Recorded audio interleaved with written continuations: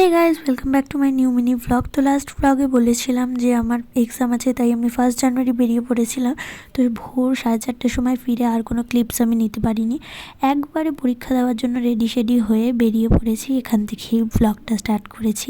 তো বাজার হাট পায়রা সব কিছু দেখতে দেখতে হাঁটতে হাঁটতে পৌঁছে গিয়েছিলাম কলেজে। আর এদেরকে দেখতেই পাচ্ছ, নখ খাওয়াখাওয়ি হচ্ছে, খুব টেনশনে আছে। আমাদের আজকে একটা অ্যাসাইনমেন্ট জমা আর একটা ভাইবা রয়েছে। তো আমাদের একটুখানি শেষের দিকে রোল নাম্বার ছিল বলে একটু চিপস খেয়ে নিয়েছি, কারণ খিদা পেয়ে গেছিলো। তারপরে পরীক্ষা দিয়ে আমরা বেরিয়ে গিয়েছিলাম লাঞ্চ করতে। তো এখানে আমাদেরকে উপর নিচ করানো হচ্ছিলো, কারণ 7 জনের জায়গা হচ্ছিল না। ফাইনালি 7 জনের জায়গা পাওয়া যায় এবং মিক্সড ফ্রাইড রাইস আর মাঞ্চুরিয়ান দিয়ে আমরা লাঞ্চটা সারি।